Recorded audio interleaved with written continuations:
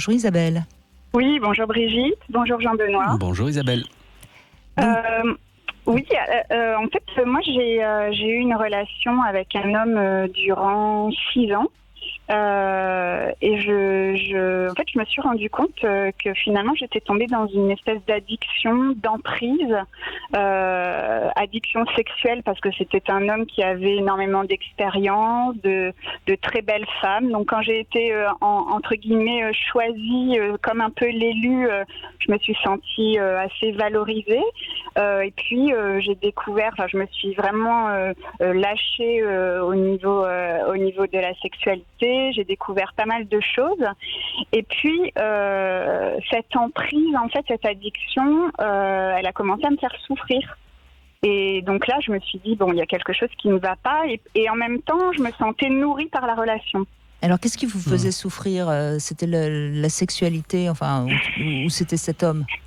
C'était cet homme, en fait. C'était pas la sexualité, mais je me suis quand même sentie à un moment être comme un objet, en fait. Oh, bah voilà, c'est ça. C'est peut-être lui qui vous mettait dans cette position-là d'objet lorsque la sexualité était présente. Exactement, voilà.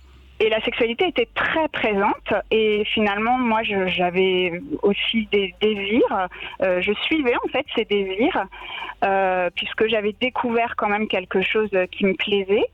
Mais oui, cet homme me rendait objet. Voilà. Donc, en même temps, c'était valorisant parce que ça m'a nourri comme une espèce de dépendance affective qui était nourrie parce qu'il était tout le temps en tout cas, au début, ça a dû libérer quelque chose. Oui. Vous avez découvert tout un univers qui, quelque part, vous étiez totalement inconnu. Exactement. Donc, c'était vraiment très agréable. Mais au fur et à mesure de ces 6 ans, la position de l'objet et puis de cette dépendance et de cette emprise, en fait, au fur et à mesure, ça m'a dérangée. C'était une souffrance. Donc, je sais pas, en 6 ans, j'ai dû le quitter une 20aine de fois. Mais comme à chaque fois, j'étais en manque, je revenais. Oui, c'est intéressant, votre témoignage. Vous l'aviez dans la peau. Comme on dit. Exactement. Et je revenais à chaque fois parce que c'était comme si, quand je partais, c'était pour me retrouver, pour reprendre un peu de respiration et d'oxygène. Et puis, à chaque fois que je m'étais remplie d'oxygène, hop, j'y retournais. Et vous arrivez à... Enfin, c'est peut-être une question indiscrète, mais vous arrivez à voir à quel moment ça a basculé ?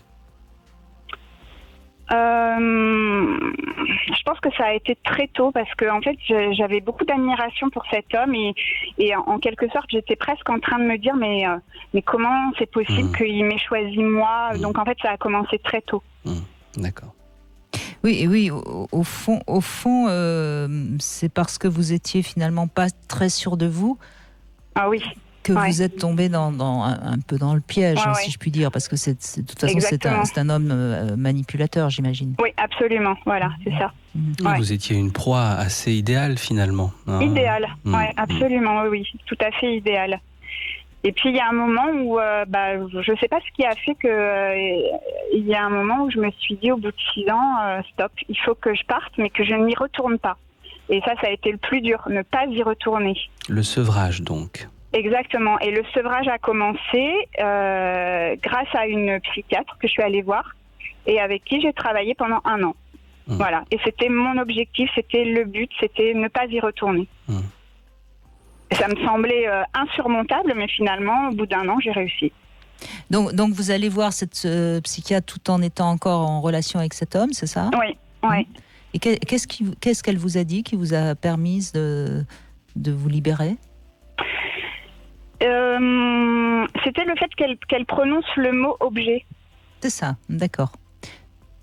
Là, je me suis dit, mais c'est pas possible, quoi. Enfin, c'était vraiment ce mot-là, objet. Parce qu'il fallait pas que je me coupe les cheveux, il fallait que j'ai les ongles rouges. Enfin, après, c'était tout un. Il n'y avait pas que le sexe. Enfin, il y avait. Vous étiez sa poupée. Vous étiez sa poupée. Exactement.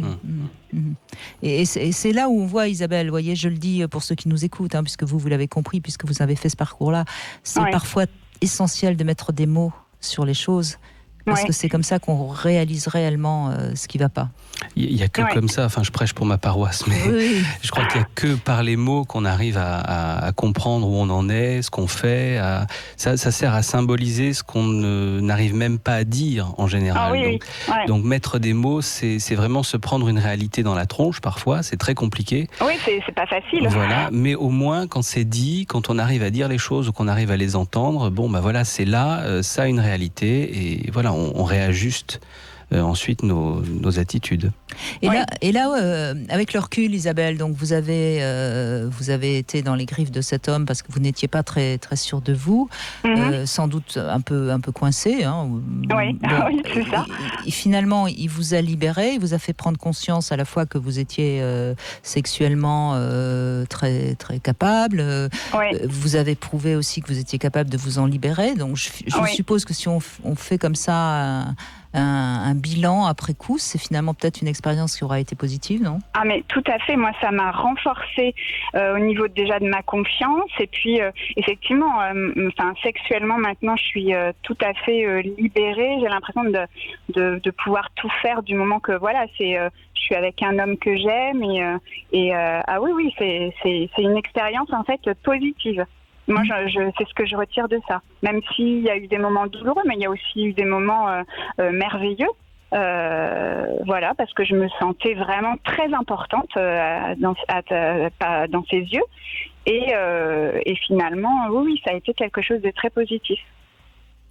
Et c'est là où on voit que finalement, ce qu'il faut, c'est vivre, quoi. Vivre des expériences.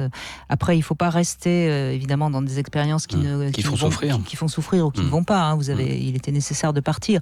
Mais au final, quelque part, cette expérience, elle vous aura ouvert quand même beaucoup de choses. Merci Isabelle, en tout cas.